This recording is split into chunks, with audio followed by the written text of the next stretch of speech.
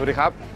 ผมอินดี้อินทัศน์ขอต้อนรับคุณผู้ชมทุกท่านเข้าสู่ Dunkirk TV Special จากผู้กำกับคริสโตเฟอร์โนแลนผลงาน Interstellar และ The Dark Knight ไตรภาคครับกลับมาแล้วกับหนังแนวแอคชั่นสงคราม Dunkirk สร้างจากบันทึกเหตุการณ์จริงเรื่องราวของยุทธการ Dunkirk หรือปฏิบัติการไดนาโมในสงครามโลกครั้งที่ 2ซึ่งทหารอังกฤษต้องเข้าช่วยชีวิตทหารฝ่ายสัมพันธมิตรจำนวน 400,000 นายจากการปิดล้อมของเยอรมันจะลุ้นระทึกแค่ไหนไปติดตามชมตัวอย่างกันเลยครับ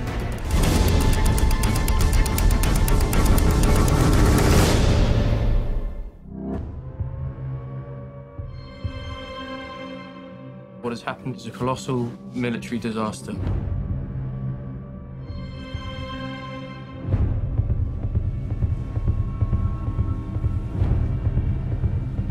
We shall go on to the end. We shall never surrender.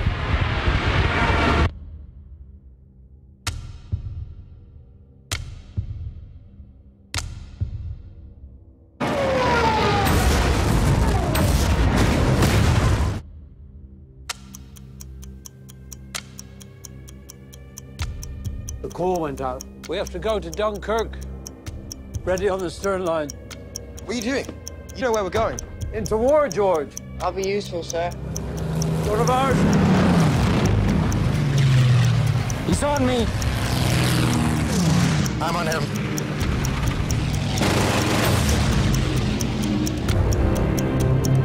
The ship's about to leave. Down you go.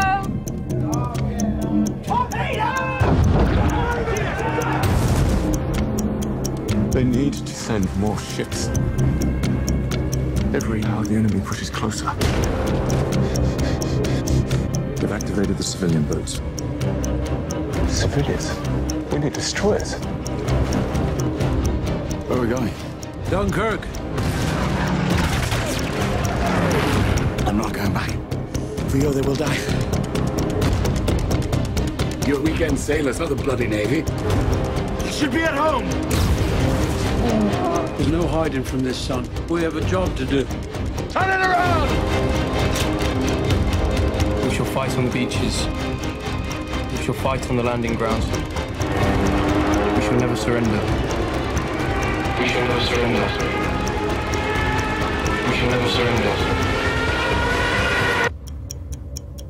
Where's the bloody Air Force?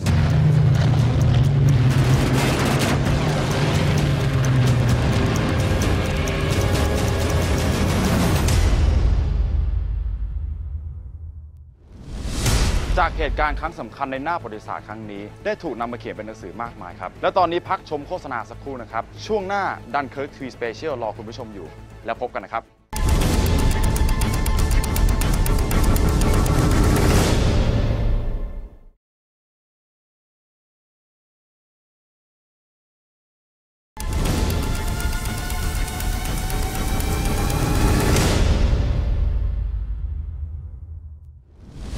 คุณผู้ชมยังอยู่กับอินดี้ใน Dunkirk TV Special นะครับหากพูดถึงทีมนักแสดงในภาพยนตร์เรื่องนี้ต้องบอกว่าเด็ดมากจริงๆเพราะนอกจากจะมีชื่อเสียงเป็นที่รู้จักของคอหนังทั่วโลกแล้วยังมีฝีมือการันตีการแสดงเข้าชิงรางวัลต่างๆมากมายด้วยครับไม่ว่าจะเป็นทอมฮาร์ดีเคนเนตบรานา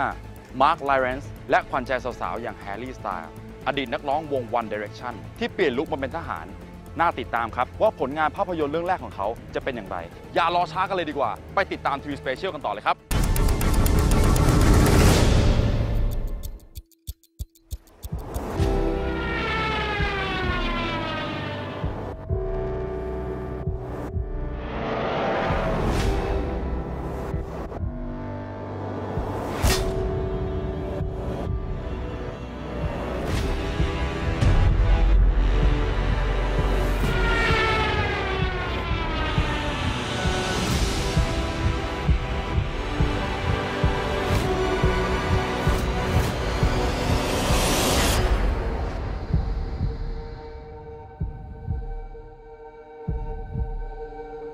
There are 400,000 men trapped in one place, on a beach. Their backs to the sea, the enemy closing in all around them.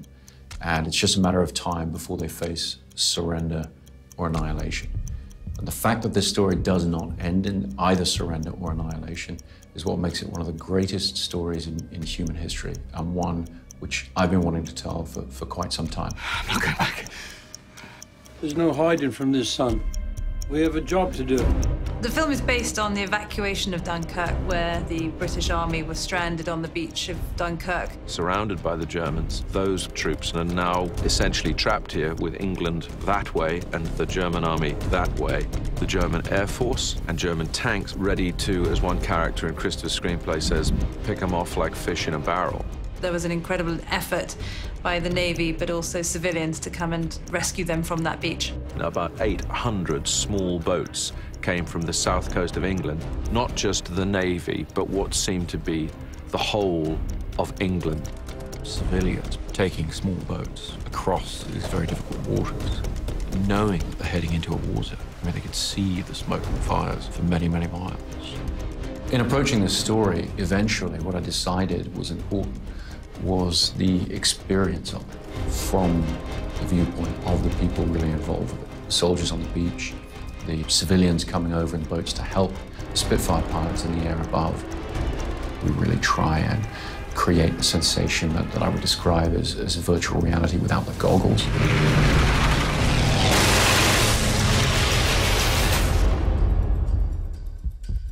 Part of that is finding the reality of what it was really like to be there. The beach in Dunkirk is a very singular place, and when we first were developing the project and went into pre-production, it became clear that it was going to be very difficult to replicate exactly the beach look that we needed anywhere other than Dunkirk. To me, it's always very important to try and work with real things, the real people, because I think that the effect on film is very enveloping and draws you into the story. It allows you to believe in the reality of what you're seeing. Chris and Emma, who made the marvelous decision to go and film in Dunkirk. With respect, with love, if you like, with honor, to come to the real place. It couldn't be more authentic. It's not been done in a studio or on a green screen or something like that. Well, I think at this stage everybody knows kind of Chris's aesthetic and his philosophy. He believes that the audience will react to something in a more truthful way if it happens in camera. Which means sourcing the real airplanes, which means sourcing real battleships, putting as many extras as we can find in period costume, and letting the scene happen in front of you. Dunkirk is a huge story, and it demanded an enormous canvas. We shot the entire film using large format film. Doing as much in camera as we possibly could, particularly in IMAX, audiences are really going to feel what it's like to be in that situation. He's coming back round. He's coming back round! The first week, really, that I came on set really made me realise the kind of magnitude of the whole operation and how huge it's all going to be. To do justice to the epic scale of the event that was Dunkirk, you need to see it from a vantage point that perhaps only cinema can give you, which means sometimes being high in the sky, sometimes it means travelling along the beaches. And as well as all the equipment, of course, there are thousands of extras. Thousands, pushed their way on this little sliver out into the ocean and basically stood there completely vulnerable to aerial assault. The mole was majorly significant because it's where all the destroyers pulled the majority, large numbers of the troops. The mole is a very distinctive feature of Dunkirk, and we had to rebuild the mole to make it look a little bit more the way it was in 1940. That was a pretty huge undertaking. It's an incredible visual because it's sort of this very narrow breakwater that goes out a long way into the water. First 2 weeks of shooting, we had huge storms, and it was wet, it was raining, it was cold, but I mean, we were shooting our best material there, We were always struggling with those elements, and the tide would always come in faster than you would think. Swing of the tide, as indeed in the original events and the story of the film, is a major, major factor because the swing of the tide is colossal at Dunkirk. Chris and I were like, oh, let's go and shoot, let's go, let's try to shoot in this. It's a very extreme sort of extra element to have with you, and that always takes you by surprise. We ended up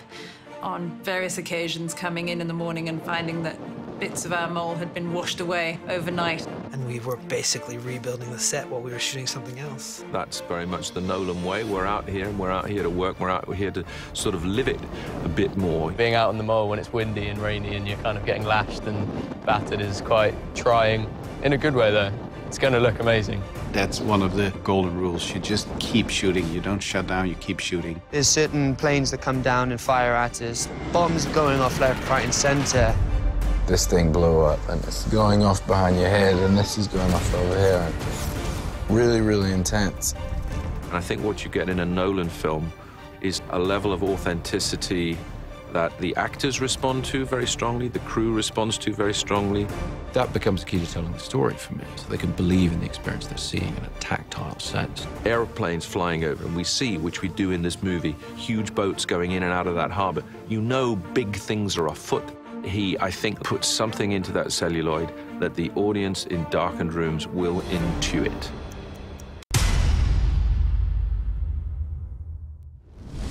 หากพูดถึงคริสโตเฟอร์ โนแลนผู้กำกับที่สร้างสรรค์งานคุณภาพออกมาเพียง 9 เรื่องในระยะเวลา 16 ปี หลายคนอาจจะสงสัยนะครับว่าอะไรที่ทำให้เขาประสบความสำเร็จทั้งรายได้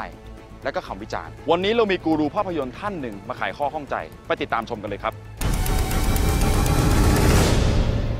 ภาพยนตร์เรื่อง Dunkirk ถือเป็นผลงานล่าสุดของผู้กำกับคริสโตเฟอร์ โนแลนซึ่งเราต้องยอมรับว่าเขามีความสมบูรณ์ในความสามารถของเขาถ้าเราดูจากการย้อนหลังกลับไปแล้วเนี่ยเป็นหนังที่เน้นถึงความเป็นมนุษย์เส้นทางเดินของมนุษย์สิ่งที่มนุษย์เองนั้นจะต้องท้าทายตัวเองตลอดเวลาแล้ว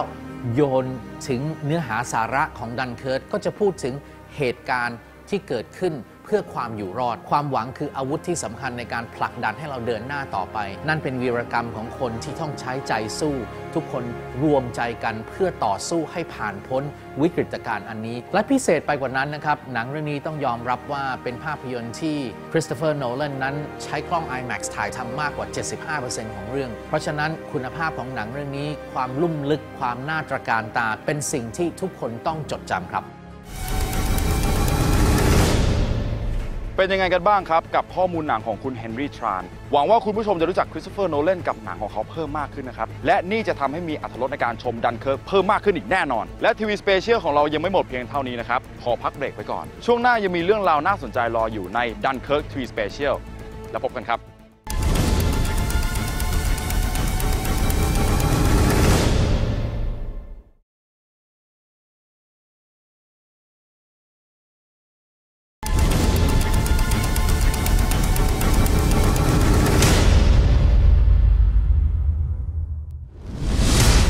คุณผู้ชมทราบไหมครับว่าภาพยนตร์เรื่องนี้ถ่ายทำโดยกล้องฟิล์ม IMAX และไปถ่ายทำยังสถานที่จริงเช่นฝรั่งเศสอังกฤษเนเธอร์แลนด์และสหรัฐอเมริกาเพื่อไม่ให้เป็นการเสียเวลาเราไปชมทีวีสเปเชียลช่วงสุดท้ายกันต่อเลยครับ The call went out. We have to go to Dunkirk. Ready on the stern line. What are you doing? You know where we're going. Into war, George.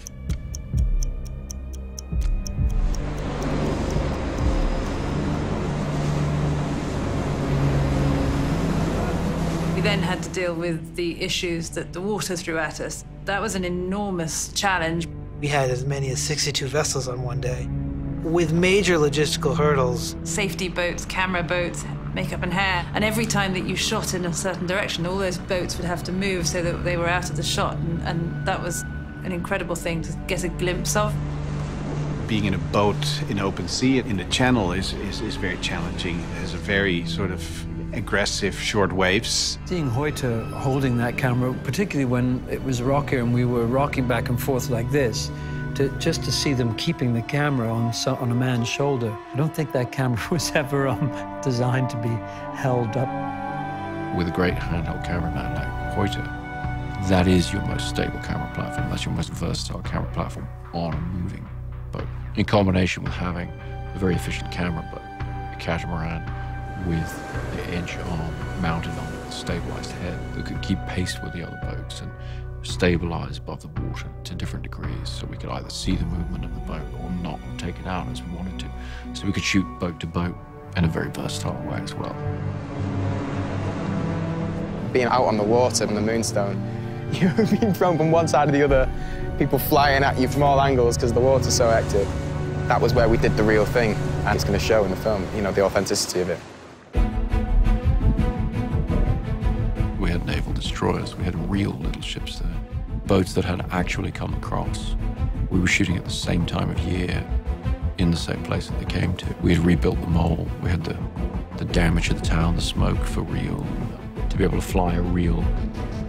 airplane rather than making a perfect CG replica. That felt quite extraordinary. From a production point of view, it's exhilarating because you're standing there and you're looking at the thing unfold in front of you. It becomes absolutely part of how your character develops. When you're actually in the environment and it's happening to you. It's very helpful to have a real Spitfire or two and a Messerschmitt and a couple of other things fly low over your boat. One of ours! And then the force of that engine. It was just insane to watch these, you know, Spitfires feet above your head. When do you ever get to do that as a human being? You know, and playing those situations, literally all you had to do was watch what was happening. It's so easy and so pleasurable when there's less to try and imagine. When you stand on a battleship, which is already crazy, and then a Spitfire goes by you. The audience will believe. I think they will just know and then they'll feel it. That's the reality that we want to give the audience so that they can feel that they're there. The huge challenge of the IMAX format is the size and weight of the cameras. But the reason we were shooting on IMAX film is the immersive quality of the image is second to none. So our feeling was if we could find a way to do it physically, the payoff would be well worth it. Figuring out the engineering problems of attaching an IMAX camera to a plane. Always working with the Panavision guys and the IMAX guys, really trying to get a lens where the head of the pilot would be and look around and see what that pilot would see. I really wanted to make that camera work as any other camera you would use. Handheld and underwater in a very sort of intuitive and impulsive way that you can possibly use a film camera. And we made it work. It was massively important to us to do that because we really wanted to be able to get our actors up into the air. The shots in the film where you see one of the actors in a Spitfire, you know, just beyond them, another Spitfire. That's the single coolest thing I've ever been involved in is when you can look over and there is a Spitfire banking around next to you. We were flying over where it happened. I mean, ridiculous. It was absolutely insane. There's really no way that you could create that in a computer. That intimate physicality, that tiny cockpit. He's on me! To be in there for an hour or two. We really focused on that as being one of the most important aspects of the film. Putting the audience in that seat. I'm on him. Which is an extremely difficult thing to do. You see these, you know, amazing airplanes in beautiful natural light through the canopy of the Spitfire and the other plane in the sky, shot on IMAX entirely in camera. It's not something you've seen before. You know, put yourself in a seat in an IMAX theater and you look at it, you know, you see what it does to you, you see what it does to you emotionally, you see how appealing an image like that can be. You start to find ways to, you know, bring it with you on the set and to work with it.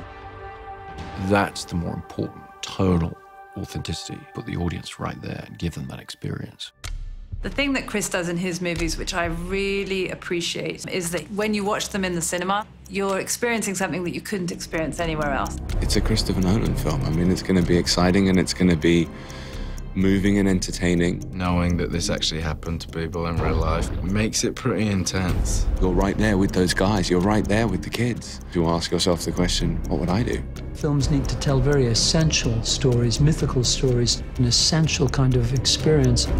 Through the way that Chris has constructed the screenplay and is directing it, the audience gets a unique perspective that the participants don't have. The ship's about to leave! To see it on that big screen with a bunch of other people around them, they're going to have a really fantastic experience that they couldn't have anywhere else. For me, Dunkirk is the ultimate sort of life or death race against time. Every hour the enemy pushes closer. That's what the reality of the situation was, and so we've really tried to throw the audience into that with a degree of intensity, with a respect for history, but with a sense of entertainment, with a sense of the blockbuster. We want to give people a really intense ride as they go through it, really put people there and allow them to feel what that experience would have been like.